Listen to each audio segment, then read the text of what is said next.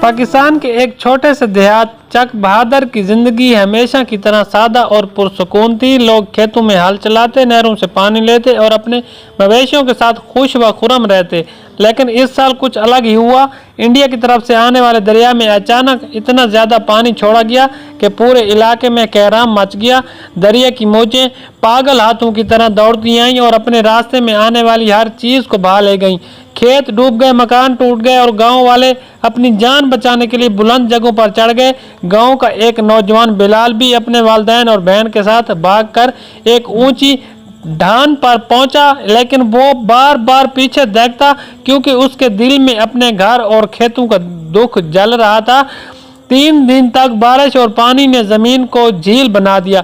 चौथे दिन जब पानी कुछ कम हुआ तो बिलाल खाने पीने के लिए नीचे उतरा। उसने देखा कि मिट्टी और कीचड़ के बीच एक अनोखी चीज पड़ी है।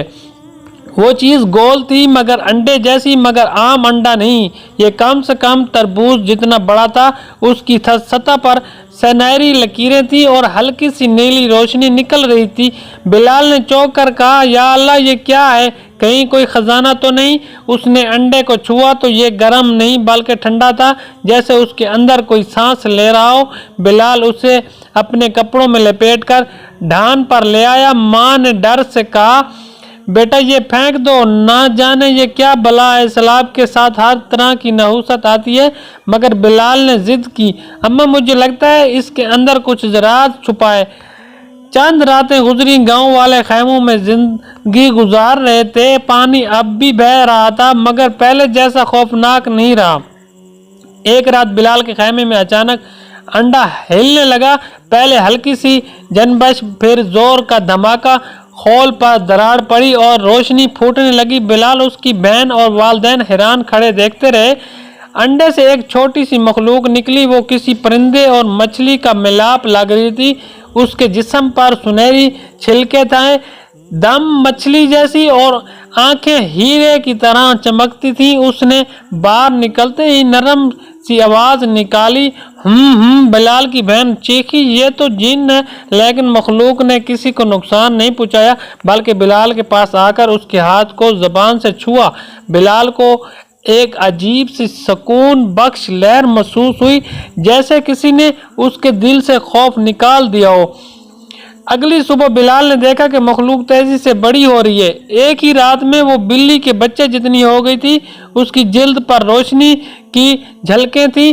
बिलाल ने उसे पानी के करीब ले जाकर देखा कि ये कैसे रद्द-ए-अमल देती है। हैरानी की इंतहा हुई जब मखलूक ने गंदे पानी में अपनी दम डाली और वो पानी अचानक साफ और शफाफ हो गया। बिलाल ने खुशी से पानी पिया। वाकई ये मीठा और साफ था। ये तो मौजज़ा है, इसने कहा। गांव वाले जब प्यास से तड़प रहे हैं तो बिलाल ने उन्हें वो पानी पिलाया। सब हैरान हुए और पूछने लगे, बेटा ये पानी कहाँ से लाया है? बिलाल ने झूठ न बोला, ये एक अजीब मखलूक है जो अंडे से निकली है। गांव के लोग 2 हिस्सों में बट गए। कुछ ने कहा ये अल्लाह की रहमत है, लेकिन कुछ ने कहा यह तो सैलाब की बला है, कल हमें नुकसान पहुंचाएगी। खास तौर पर एक शख्स, फराज मलिक, जो जागीरदार था, उसने लालच से कहा, यह मखलूक मेरे पास होनी चाहिए। इसकी ताकत से मैं शहर के अमीरों को पानी भेजूंगा और दौलत कमाऊंगा।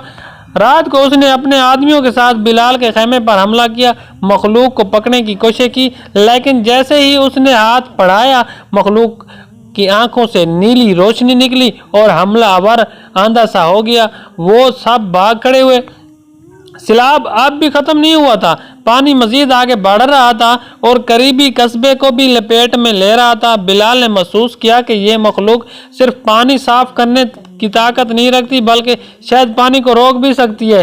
बिलाल ने दिल में दुआ की, आए अजीब मखलूक, अगर तू वाकई अल्लाह की तरफ से है तो हमें बचा ले।